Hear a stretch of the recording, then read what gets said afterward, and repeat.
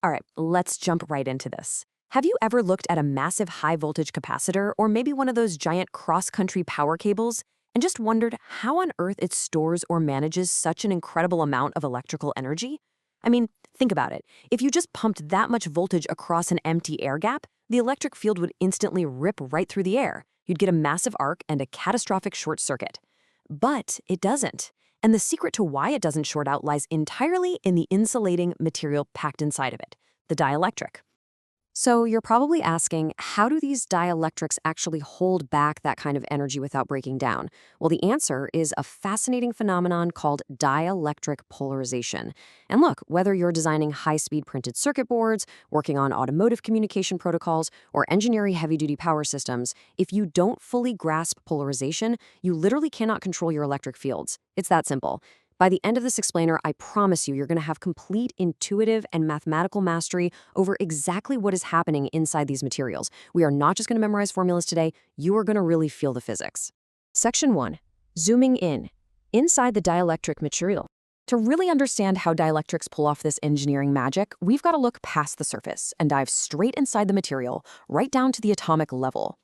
Notice the fundamental difference between a conductor and a dielectric here. In a conductor, electrons are completely free to just run around. But in a dielectric, they're trapped. On the left, we have a perfectly neutral atom. The positive nucleus, with a charge of plus Q, is perfectly centered inside the negative electron cloud, which has a charge of minus Q. Out here, the external electric field E is 0. But the second we apply an external electric field, the positive nucleus is pushed in the direction of the field, and that negative electron cloud gets pulled in the exact opposite direction. Think of this like a microscopic Lorentz spring model. The nucleus and the electron cloud basically act like two solid masses connected by a really stiff rubber band. The electric field pulls on them, creating tension. The atom literally stretches out, but that rubber band holds them tightly together.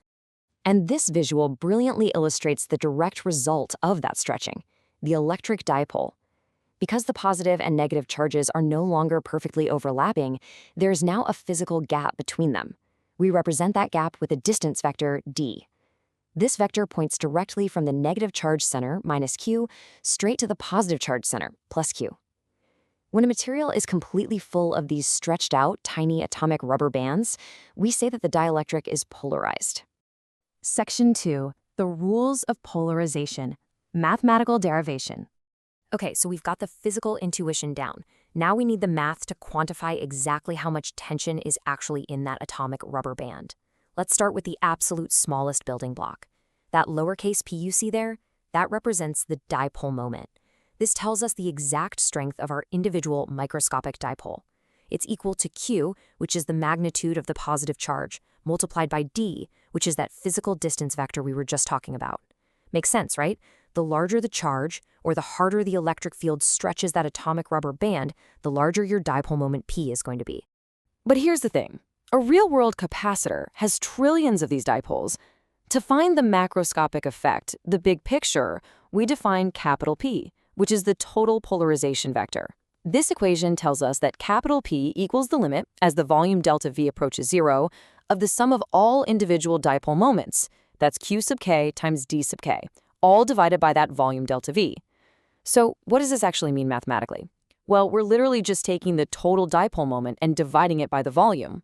Capital P is simply the dipole moment per unit volume. It is a direct measure of the intensity of the polarization across a specific chunk of the material. Now, let's see how this all builds into what is honestly one of the most absolutely critical equations in electromagnetic field theory, electric flux density, or D. D equals epsilon naught times E plus P. I want you to think of D as the total electrical influence in a specific region. The first part of the equation, epsilon naught times E, well, that's just the baseline electric field traveling through the vacuum of free space. But the second part, capital P, that's the added bonus. That is the physical reaction of all those stretched atomic rubber bands fighting back against or aligning with the field. We can actually simplify this a bit further. You see, for most linear isotropic materials, the polarization P is directly proportional to the electric field E.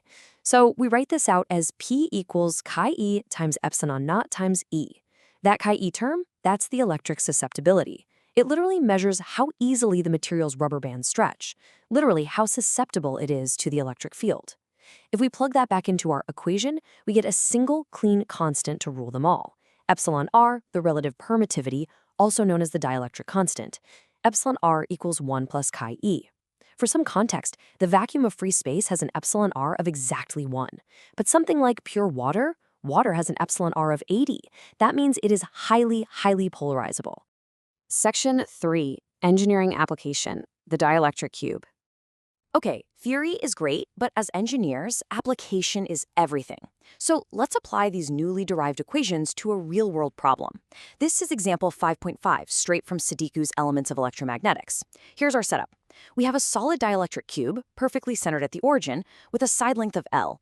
It has a built-in radial polarization, capital P, equal to a constant A multiplied by the position vector r. And just to refresh, remember that the position vector r is simply x in the ax direction, plus y in the ay direction, plus z in the az direction. Our mission for this problem: we need to find all the bound charge densities, both inside and on the surface of this cube, and then mathematically prove that the total bound charge completely vanishes to zero. Let's do it. Step 1. Let's find the bound surface charge density, which we call rho sub ps. The formula for this is simply the polarization vector p dot product with a sub n, which is the outward unit normal vector.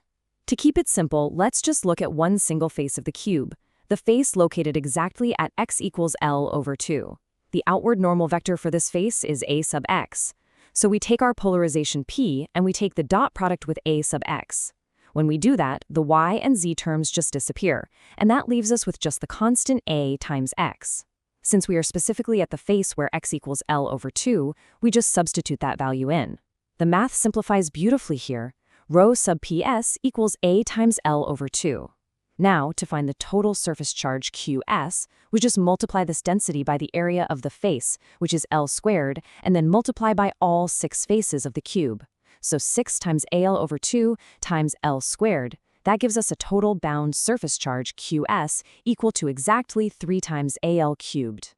Step 2. What about the inside of the cube?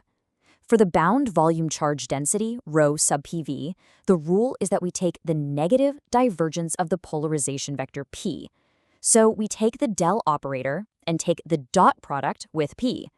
That means we're taking the partial derivative of the x term with respect to x, which just leaves us with a. The partial of the y term with respect to y is also a, and the partial of the z term with respect to z is, you guessed it, a. Add them all up. A plus a plus a equals 3a. So rho sub pv equals negative 3a.